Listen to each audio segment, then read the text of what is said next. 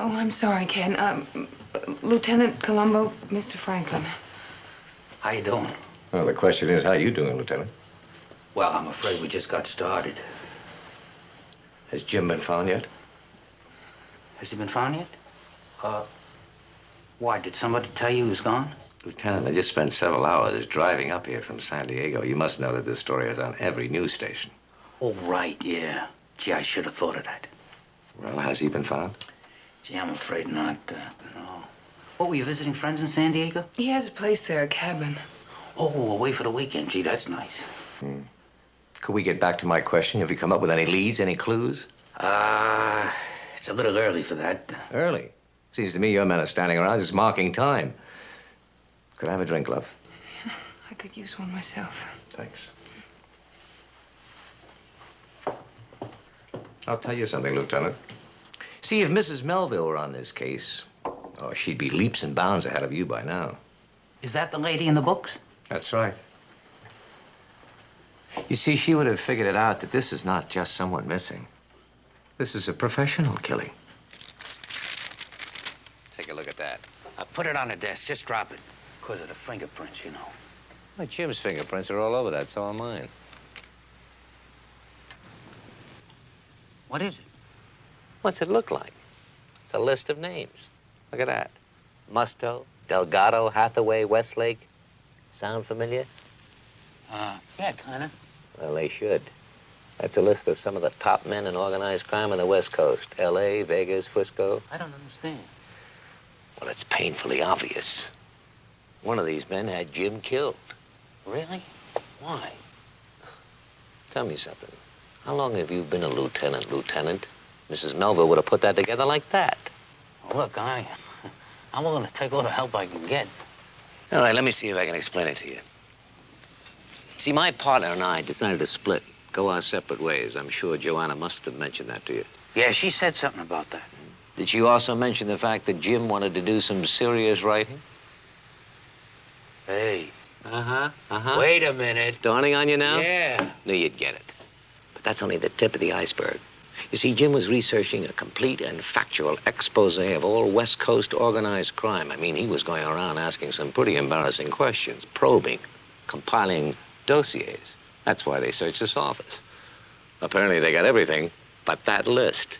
And you think one of these fellas put out a contract on him? Of course, word must have gotten around that Jim was compiling all this information. They knew they couldn't buy him off. So what did they do? They chose the usual alternative. Professional killing, huh? But if that's true, why did they get rid of the body? Well, who knows? But remember one thing, without a corpus delicti, you can't prove the murder was committed in the first place. But why would a professional killer care? I mean, he's already on a plane back from where he came. Lieutenant, I can't answer all of your questions. I've given you a list of the most likely suspects, a clear motive. Isn't that enough to start with? Oh, that's plenty, and believe me, I'm very grateful for all the help you've given me. Gee, that's funny. What? Well, this thing is folded lengthwise like someone was carrying it in their pocket. So? Well, if he typed that on that typewriter, and I'll run a check on that, why would he fold it up before he put it in that drawer? Oh, I'm beginning to like you. Why is that? Because you're finally beginning to think like Mrs. Melville. Unfortunately, Jim used to fold up a piece of paper and he'd use it as a bookmark, you know. Now, however interesting your observation is, it only leads us far astray. However, since you are beginning to learn how to emulate our dear lady, I'm going to give you something that you richly deserve. Chance to read some of our books. Well, that's very nice. Didn't expect gifts tonight, huh? Thank you. Maybe I can pick up a few pointers. Good night, Lieutenant. Good night, sir. Good night. Oh, Mr. Franklin, actually, there is one thing.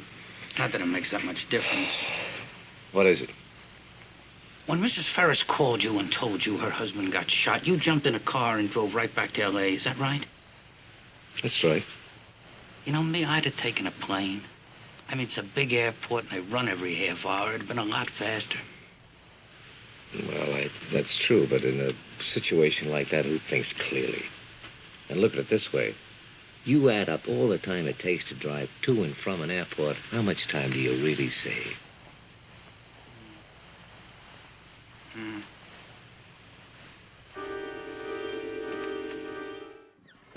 Morning, sir. Any more of that coffee around? Harris, some coffee for the lieutenant. 2 sugars. 2 sugars. Thanks. So we get a call early this morning about 2:30. Later reported hearing a loud noise, said it sounded like a car crash, but she couldn't be sure. Yeah, it looks like the fall broke both of his legs, and the radiator, well, this thing must have fallen on him, poor guy, because if you look right there, the whole left side of his chest is crushed like a pancake. Good news for him knows that he was probably dead before he hit the ground. You know, I mean, you look at those marks and bruises on his neck, they're pretty severe.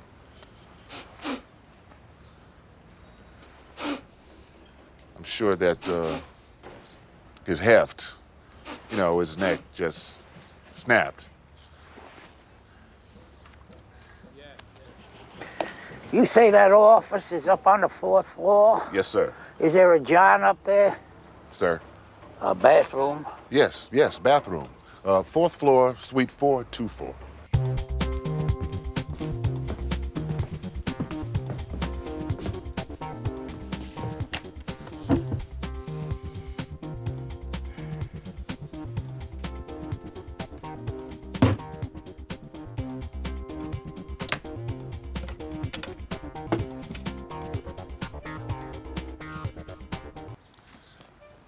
So we're putting together some contact information.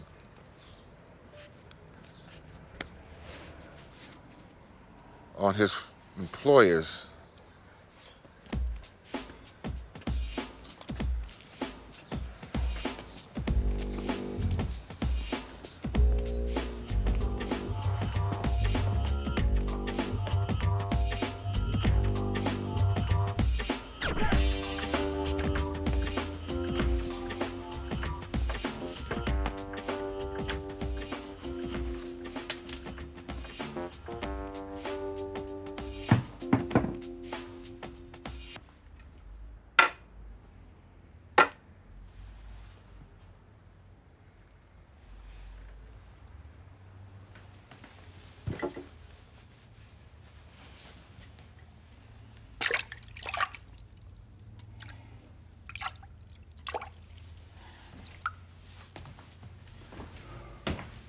Excuse me?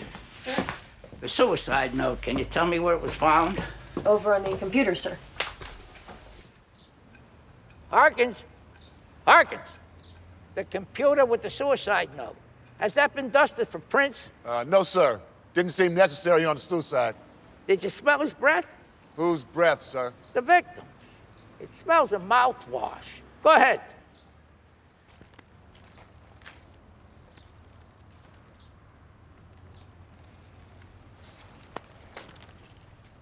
Yes, sir.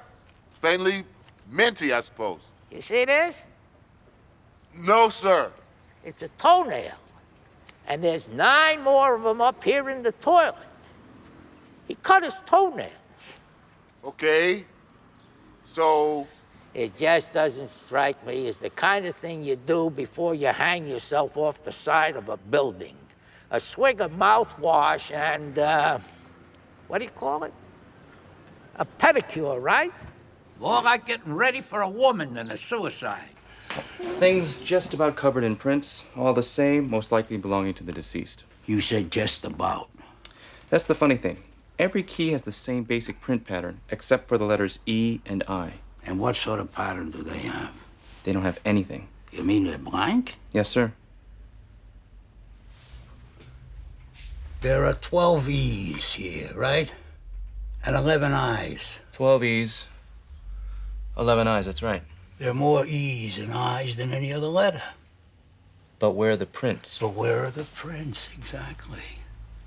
Let me ask you something. If someone were to wear a pair of gloves and they hit those keys 11 and 12 times, is it possible that this repeated contact would be enough to wipe away any prints otherwise left by the deceased? Yeah, I suppose that's a possibility. This ain't no suicide. But there's some guy out there that wants me to think it is. And that's the dude I'm gonna be looking for. just one more thing.